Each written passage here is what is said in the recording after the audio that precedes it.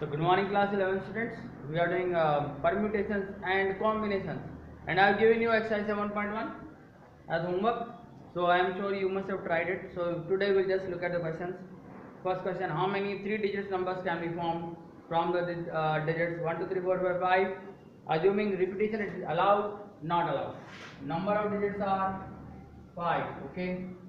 We have to find 3-digit number. So make 3 columns or 3 blocks. 1, 2, 3. Repetition digit is allowed means कोई से 5 यहाँ पे, कोई से 5 यहाँ पे, कोई से 5 यहाँ पे. 125. Repetition digit is not allowed. मतलब पहले 5 कोई से भी यहाँ आ सकते हैं और any 5 can come here. Remaining 4 can come here. Remaining 3 can come here. 23 are 60. This is with repetition. This is without repetition. Okay. How many 3-digit numbers can be formed from the question number 2 we are doing now? Okay. So note it down. This is your question number 1. Now we have to do question number 2. So what is that question number 2? I am reading it out. How many 3-digit even numbers can be formed from the digits if the digits can be repeated? The numbers are 1, 2, 3, 4, 5, 6. Okay. Question is how many 3-digit even numbers? Even numbers you can only have here. There is a restriction. Either 2 can come, 4 can come, or 6. So how many choices for this block? Only 3 choices. Repetition is allowed. Yes. So how many choices for this? 6. How many for this? 6. So the answer is 6 into 6 into 3. That is 36 into 3. That is I think 108. Okay. Next question: how many 4-letter code can be formed using the first 10 letters of the English alphabet if no letters can be repeated? So we got A, B, C, D, E, F, G, H, I, J, K. There are total 10 letters, and you have to make 4-letter code. So 4-letter code means make 4 blocks. 1, 2, 3, 4 like this. Okay. And then what you have to do? You can arrange any 10 here, any 9 here, any 8 here, any 7, because repetition is not allowed, and that answer is alone. You can calculate this. I think this is 720 multiplied by 7, 0, 7 to the 14, 1, 7 to the 49. This is 5040. So these are some of the answers. I am sure you must have tried them. Let's do 3 more quick questions quickly. Right. So the next one is, let's do the next one. This is our question number. As you can see, this is our question number. So we'll just write down. Question number 4.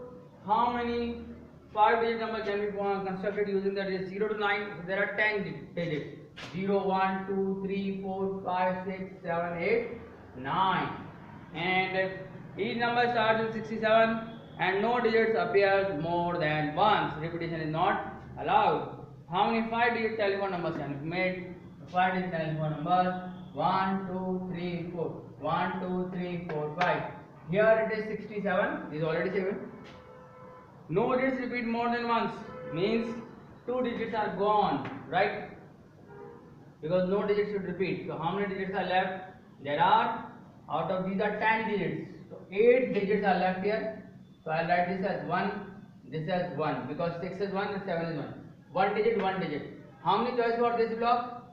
8, 7 and 6. So the answer is 1 into 1 into 8 into 7 into 6. So we can just multiply this. I think 856 into 6, right? 856 into 6 is the 36. 3, 6 is the 30. 336. Right? Question number 4. Question number 5. A coin is tossed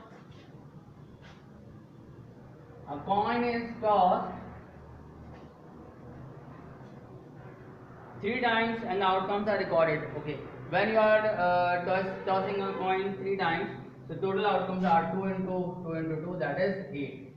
Head, tail, head, tail, head, tail. How many possible outcomes are there? 8 outcomes.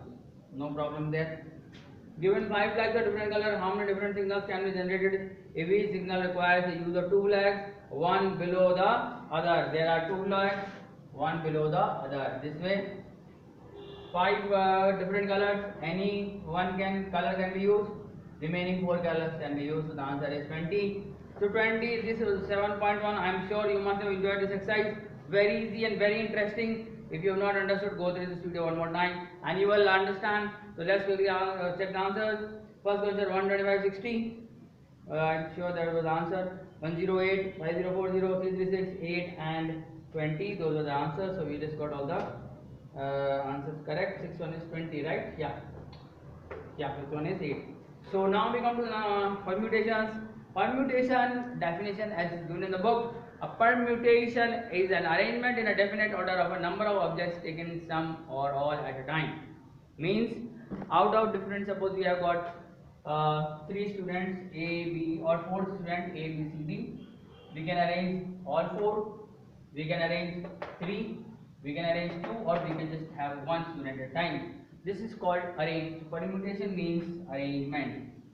Permutation means arrangement. Okay. And with this topic comes a very important notation, and that is called theorem 1. The number of permutation of n different objects taken r at a time when r lies between 0 say n and the objects do not repeat, then this is equal to n into n minus 1, n minus 2 up till n minus r plus 1, which is denoted by npr. So we have got a very important notation coming up here, and that is npr. That is, arranging r objects out of n is denoted by npr, and its value is starting with c. So, in the beginning we have n, then we have n minus 1, n minus 2, dot dot dot. This will continue till n minus r plus 1, n minus r plus 1. This is our answer for npr. So to understand this, they will be defining a very important thing called factorial notation. You can understand how this formula is achieved. Suppose we have 4 objects, out of which we have to arrange 3. So we will make 3 blocks here, and here you will write 4, here you will write 3, and here you will write 2. So this is your n, this is your n minus 1, and this is your n minus 2. And r, as you can see, is your 3. So this is n minus 2 is same as n minus 3 plus 1, which is n minus 2, right? 3 plus minus 3 plus 1 is minus 2. So this is what we are getting. So this is what we are writing, n minus r plus 1. So this is the notation npr. So we have just used the blocks method. 432, 432, that's our block method. Now a very important thing, and that is and this is like r places, so we can go up to r numbers, right? So we keep on decreasing with n, n minus 1, n minus 2, n minus 3, and so on up till n minus r plus 1. Right, now we have a very important notation called a factorial notation. A factorial notation can be written as this way. I am telling you, note it down. You must write it down. So very good notation. Notation as this: n factorial, r factorial. Like this exclamatory mark. In some of the book, this is written as this way. Block r. This is also called factorial notation. Factorial notation is a very important notation because it helps us to understand permutation and combination in detail. And what is n factorial? N factorial is nothing but you start multiplying numbers till n. 1, 2, 3, 4 up till n. Multiply all the numbers till n. And r factorial, multiply all the numbers till r. Okay. Okay. What is 1 factorial? 1 factorial is 1. What is 2 factorial? 2 factorial is 1 into 2, that is 2. 3 factorial is 1 into 2 into 3, that is 6. And you can find all the other factorials at least till 10 factorial you should learn.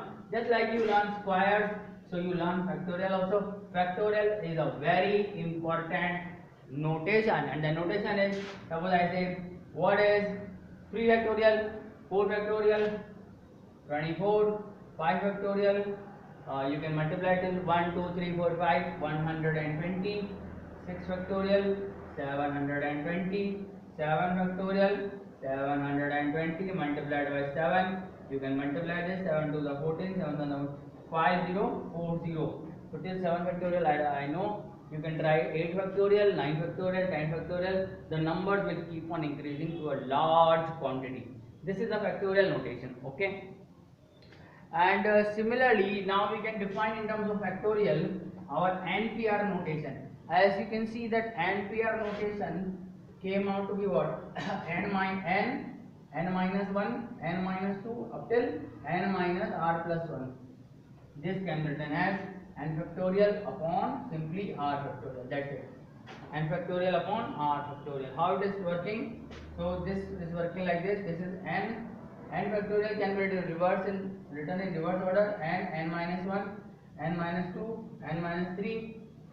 And if r is from 0 to n, less than n, okay, that is a restriction on r, or we can say it is equal greater than 0 but can be equal to n, then what we can do is we can decrease it up to a level, and there will be a number like n minus r plus 1, and then there will be n minus r factorial, right? Up till then there will be, it is like 1. So I am writing again this side n minus 1, n minus 2, n minus 3 dot dot dot n minus r plus 1, n minus r upon. Similarly, r factorial, if I start from the beginning, I can write what? I can write r minus 1, r minus 2 and so on, right? And here you can notice that these numbers from afterwards will just cancel with this r factorial, because n minus r factorial will be exactly equal to r minus, then this term will cancel with these terms. Okay, let us see how it is happening. Suppose we have got two numbers. Suppose we got 6 factorial upon 4 factorial. So we can write 6 into 5 into 4 into 3 into 2 into 1. And 4 factorial I will write 4 into 3 into 2 into 1.